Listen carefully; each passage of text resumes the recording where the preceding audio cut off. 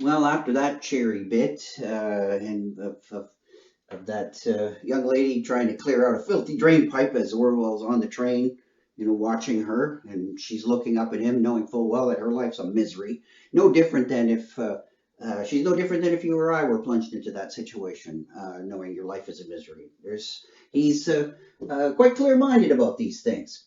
Now, let's get to the essay now. Why I write. We've seen a little bit of Orwell and his voice. Let's encounter it for ourselves.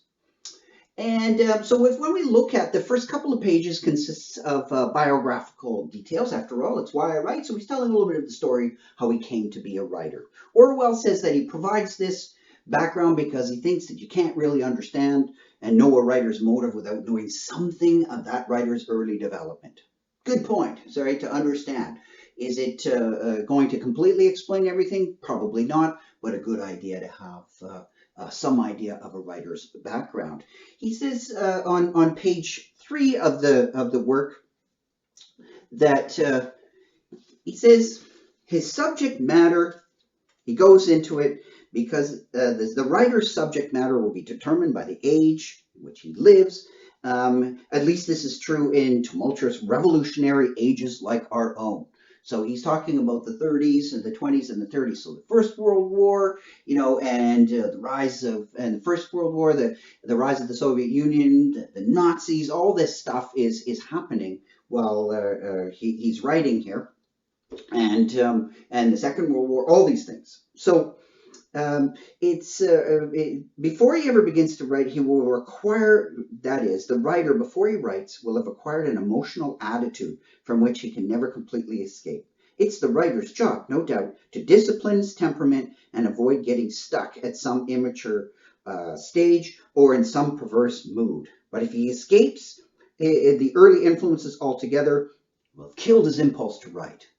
So writing is a delicate balance of sort of this impulse, escaping immaturity, but not getting to the point where you lose contact with the where you came from, right? But not being a prisoner of it is there other either. So this balance, he says, is something that we personally strive for. So there's a lot of notions of the idea of balance in Orwell's writings. Now, that's nothing unique to Orwell. Writers often talk about that. So if you learn more about the techniques of writing, a lot of things involve balance, both sides of an argument, articulating them clearly. It doesn't mean you just rest with that and just say both sides and that's it, but that you have a balanced approach, right? You're objective. You're objective in the sense that you're able to see different sides, but that doesn't mean you stay and say, well, I have nothing further to say than the articulation of both sides. No, the idea of balance is that you can see different sides, but you still, in the end, take a position, right? So that's what I want you to be thinking of, the ability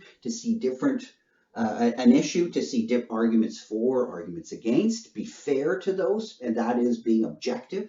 You look at the arguments fairly on both pro and con, but that doesn't mean you just say, well, I'm going to sit on the fence. No, that's not what Orwell's talking about, but he's talking about a balanced approach, but you nonetheless have a purpose in what you're doing. So he says, in addition to just a basic trying to achieve a kind of balance, he thinks there's 4 key reasons why people write. In addition to this basic idea of wanting to do it and making money, right? You got to make money. So I'm going to write to earn a living. But putting all that to the side, he thinks there's 4 fundamental drives or impulses or factors. We'll look at them in a little bit more detail, but for now, let's just list them. And Orwell likes to do lists. We'll see in this essay and in Politics in the English Language, he often lists things. I don't want you doing that, but we'll have a look at Orwell listing things. So first, sheer egotism. Second, aesthetic enthusiasm. Third, historical impulse. And last, but certainly not least, a political purpose. Now, let's look at these in a little bit more detail.